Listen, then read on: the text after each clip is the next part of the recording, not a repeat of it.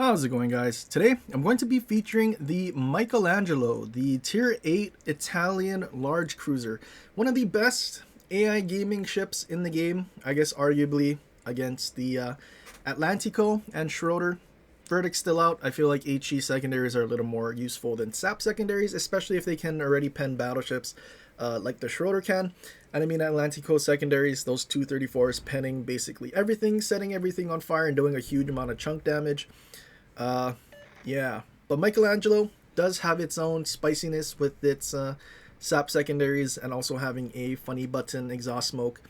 I mean, probably the best Italian secondary ship, probably still better than Napoli currently is. But yeah, Michelangelo, depending on the spawn you can get, you can kind of go charge large, balls to the wall kind of thing. As we just simply decide to full send into sea cap. I guess the worst case situation, we just simply duck to the left and I guess go between the islands in between B and C, and then we just simply I guess survive. Unfortunate torpedo from the enemy defense. Wasn't really expecting it, and unfortunately he launched single files, and I mean they were kind of staggered. It just is unfortunate is what it is. Enemy defense trying to get out of there as much as he can, and we're just simply pushing in with our exhaust smoke, although unfortunately it already ends and we're not quite at the gap, which could end up being bad for us. We take our shot at the enemy defense being broadside and we score a double citadel. These guns are still pretty darn good, even though we don't have any accuracy built into them. I mean, because it is still cruiser dispersion on these what are they, 305s, so you can kind of get away with some funny things. Enemy defense trying to just simply run away. We try our best to just angle to the battleship just so our secondaries can still farm these cruisers, because our secondaries can pen the defense. The 90mm secondaries will only pen 26, but at least if they do hit the defense's bow or stern, it can do some damage. Enemy Brisbane charging in. More defense torpedoes. Unfortunately, we're going to eat them. I feel like Monty was somewhere lurking. But defense charging in. We're losing quite a bit of HP, more than I would have wanted to, because we keep eating torpedoes. Fortunately though, we did have our DCP, and well, just simply reversing away so we don't eat Brisbane torps, we're able to get our main guns on target and well, finish him off as all of his torpedoes just pass in front of us. Luckily, he decided to focus on torpedoing rather than using his main guns, because if he just set us on fire, he probably could have done a decent amount of damage, either to our superstructure, bow, and I mean setting us on, you know, double fire or something. We would probably burn down, as we kind of took care of business, forced the enemy team away, and our team is still kind of spinning in circles in spawn. Waiting for them to push in. Now that we know there is no destroyer here, and I mean it's just a battleship and a defense that our team could probably deal with. So we're just gonna sit here, try to cap the objective. Enemy Heathen is turning away. He's probably assuming there's a DD or something, but it's just us in the cap, and well, we don't really have to worry about him too much. What we do have to worry about though is the enemy ship that was north of B that is currently unspotted.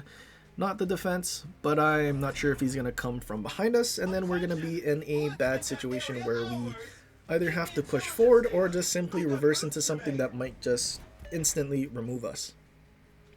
But now that we capped, I decide to reverse. Maybe we can start helping with our team in the middle, especially that our Shima is pretty low. Kind of hoping that we're able to finish off their DD that was kind of lurking around B. Maybe with our Shima's last dying breath, we're able to do some sort of damage that actually helps him.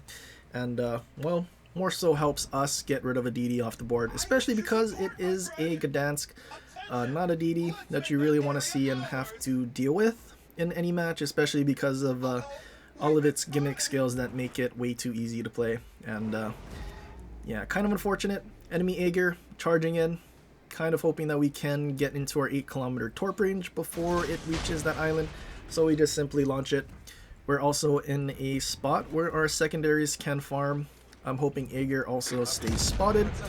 We fire main guns and pop our exhaust smoke just so we don't take any more unnecessary damage. And, well, we don't get the hit with our main gun that we would have wanted. Aegir just charging straight in, a bunch of Shima Torps that he has to dodge. He is broadside, so we have a pretty good angle for getting him here.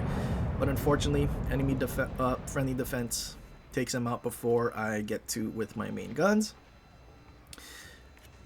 Now I'm just wondering where the enemy defense decided to go. He was pushing towards B and C. We're not in sonar, so we're not really sure where he went. Enemy Gdansk still hasn't really gotten spotted, and he's not really taking care of our Shima. So it is something that we kind of need to worry about, trying to angle just in case the enemy defense decided to push through the B side of this island. Especially because our team isn't spotting him, even though they kind of finally pushed into C, although they're just hiding behind an island from the Heathen, which is interesting to say the least. I mean, I feel like at this point they probably could have just kept charging in and maybe forced him to the border.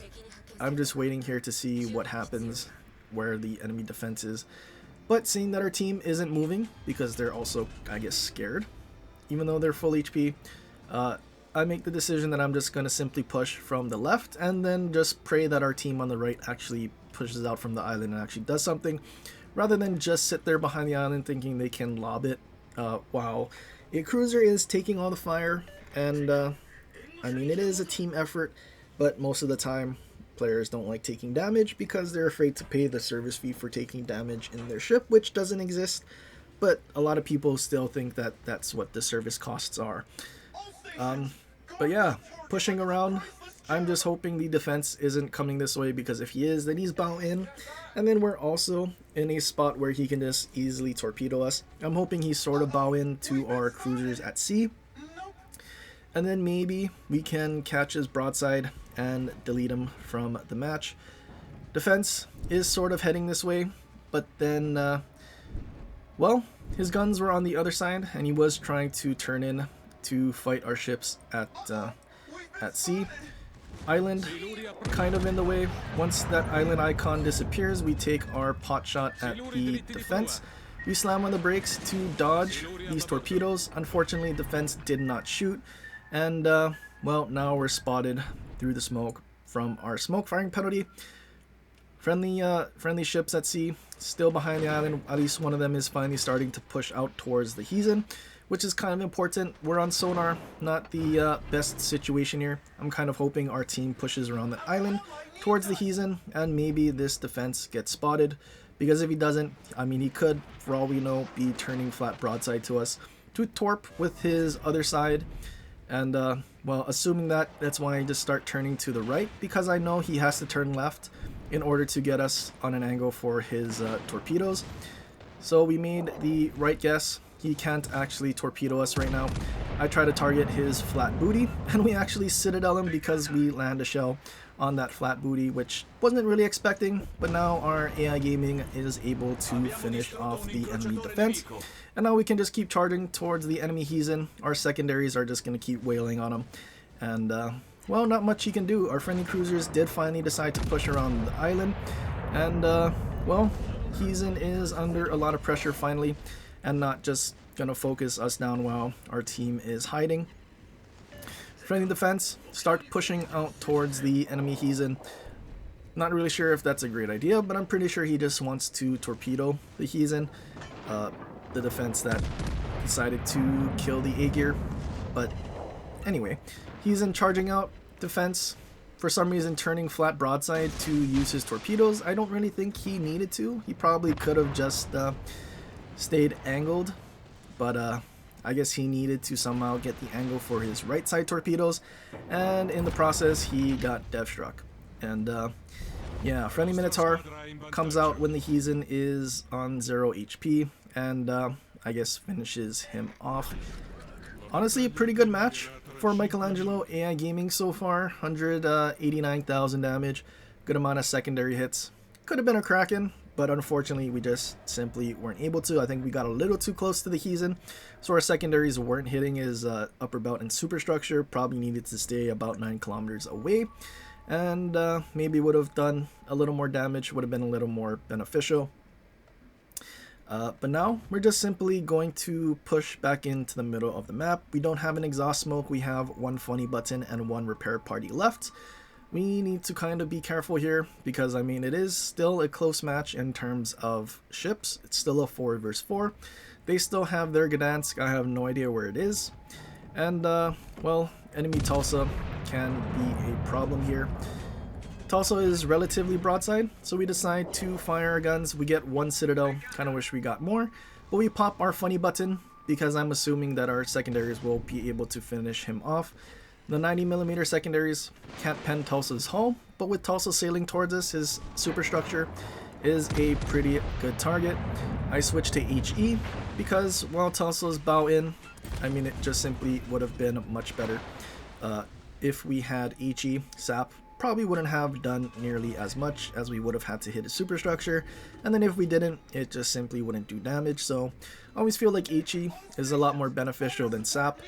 Especially because switching to SAP on the Michelangelo and pretty much any battleship, at least when you have HE like the Marco Polo, you, for whatever reason, get a much longer reload, which also affects your AP reload, which does kind of suck. I feel like I'd very much just rather have, you know, a faster reload for AP, especially in ships that you find yourself shooting AP in a lot more often. Enemy San Luis getting farmed by our AI Gaming. We get another close quarters, and yeah, that is our third. We also have 3 assists. There was definitely potential for a Kraken in this match. Enemy Gdansk gets spotted so far away from where he was originally spotted at B, and I don't think they ever did capture B, even though our Shima kind of went off into the boonies.